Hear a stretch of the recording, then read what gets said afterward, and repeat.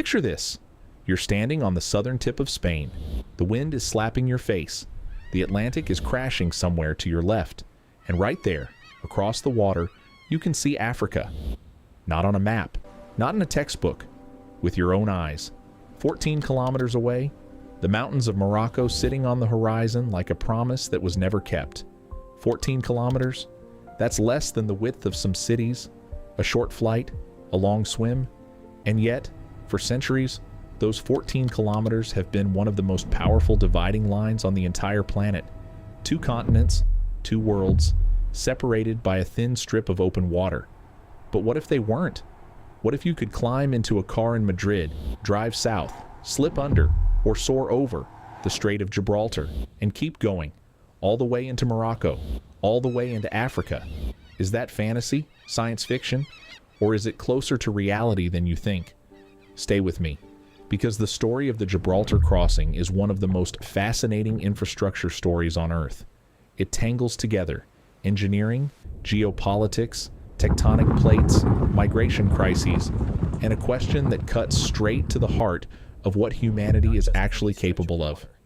Let's start with the geography, because the Strait of Gibraltar is not just any stretch of water. At its narrowest point, it's about 14 kilometers across. Sounds manageable, right? Here's the catch. The seafloor plunges nearly 900 meters in places, almost a kilometer straight down into the dark. The currents are brutal, the weather unpredictable, and underneath all that water sits one of the most geologically active zones in the Western world. This is the gap between Europe and Africa, between the Iberian Peninsula and the Maghreb, between the developed North and the developing South. And humans have been staring across it, dreaming of crossing it, for a very long time. The idea of a fixed link between Spain and Morocco isn't new. Engineers and dreamers were sketching proposals as far back as the early 20th century. But things got serious in the 1980s, when Spain and Morocco established a joint commission to study a real crossing. Official studies, government money, real engineers asking real questions. Decades passed, reports were written, conferences were held. The idea never died, but it never quite came to life either. So why does this project capture the imagination so completely? Part of it is scale, part of it is symbolism. But the deeper reason is this. The Strait of Gibraltar isn't just a body of water. It's a border that has shaped history. Armies crossed it. Empires rose and fell on either side of it. And today, right now, thousands of desperate people risk their lives trying to cross it in rubber dinghies. A bridge here wouldn't just be infrastructure, it would be a statement about what kind of world we actually want to live in. Okay, let's say you actually want to build this thing. Where do you even begin? Engineers have proposed 3 main approaches. Option 1, a suspension bridge. Beautiful concept. Dramatic. Iconic. You can already picture it. Soaring towers, cables vanishing into the sea mist, cars and trains crossing high above the waves. Except there's a problem, a massive one. The seafloor isn't flat, it isn't shallow. You'd need support structures anchored nearly 900 meters down, fighting currents that would turn your foundation work into a nightmare.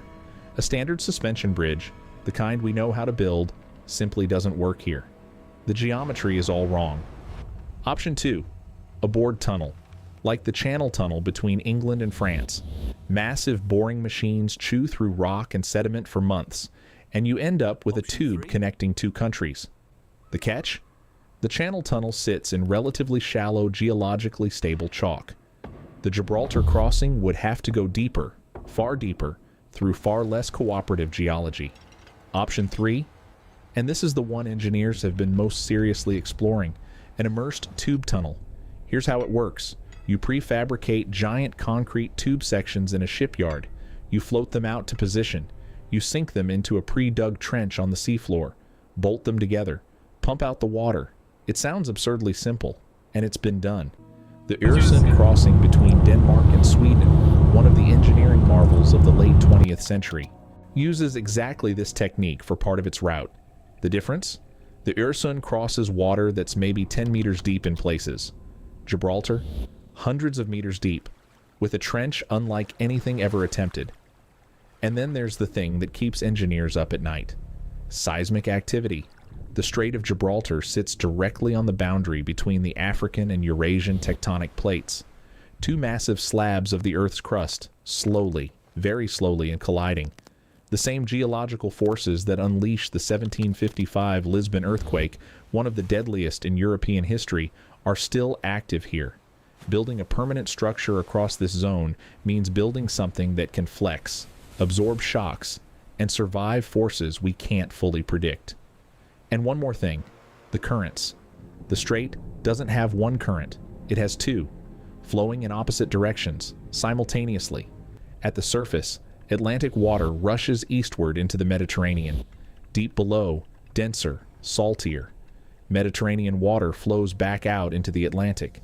Two rivers, one stacked on top of the other, running the wrong way past each other. Any construction work in that channel has to fight both. Here's the uncomfortable truth that engineers will tell you off the record. The engineering is hard, brutally hard, but it's probably solvable. The other stuff? That's where it gets really complicated. Let's talk money.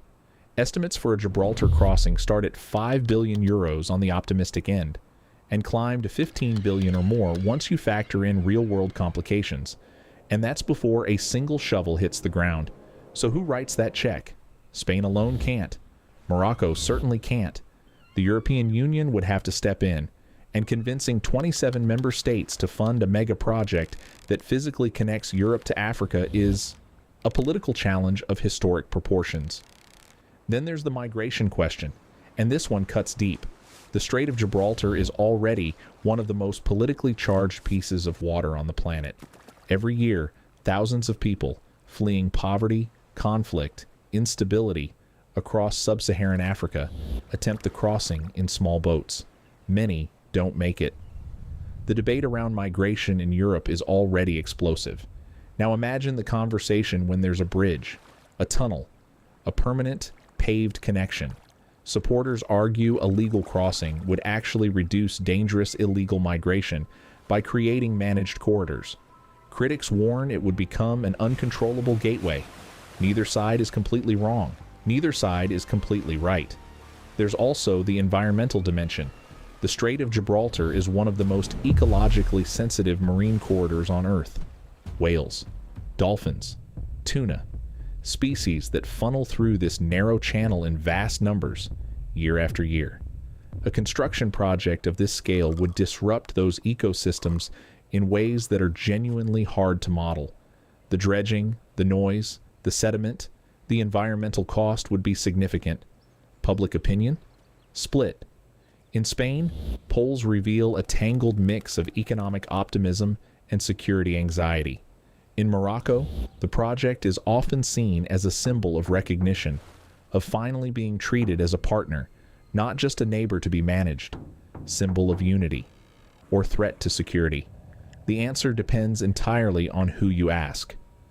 So where does it actually stand right now? Feasibility studies exist, multiple rounds of them. Engineers have mapped the seafloor, modeled the currents, calculated the load requirements.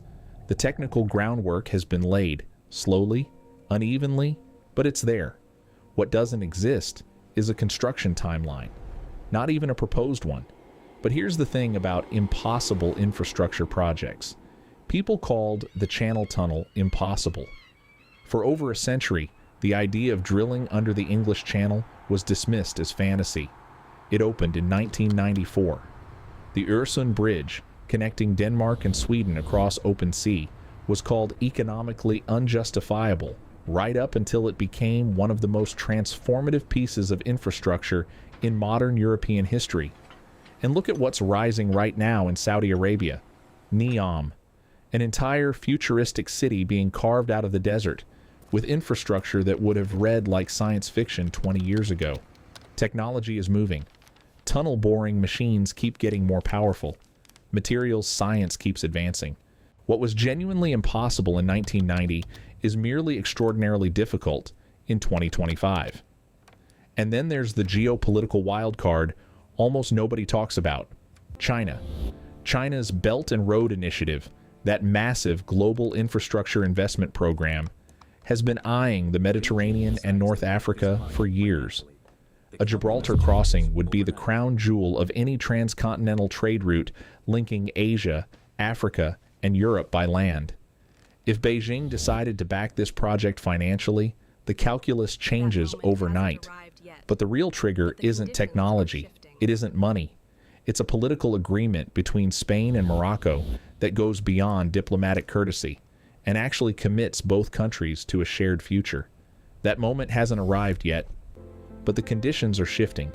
Relations between Madrid and Rabat have been warming. The EU's relationship with Morocco is evolving, and political windows, once they crack open, sometimes move faster than anyone expects. Let's zoom out for a moment. A fixed crossing at Gibraltar wouldn't just save a few hours of travel time. It wouldn't just be a convenient shortcut for truck drivers and tourists. It would redraw the economic map of two continents. It would reshape migration patterns, trade flows, and the strategic balance between the global north and the global south. It would be a physical, concrete declaration that Europe and Africa are not two separate worlds, but one interconnected system, for better and for worse. The question is no longer can we build it. The engineering is terrifying. The logistics are staggering. The politics are a maze. But humanity split the atom. We walked on the moon. We tunneled under the English Channel and connected two countries that spent centuries at war with each other. The only real question left is whether we will choose to. And that decision doesn't belong to engineers. It belongs to leaders and to the societies that elect them. 14 kilometers of open water, 900 meters deep at its lowest point, two tectonic plates grinding slowly against each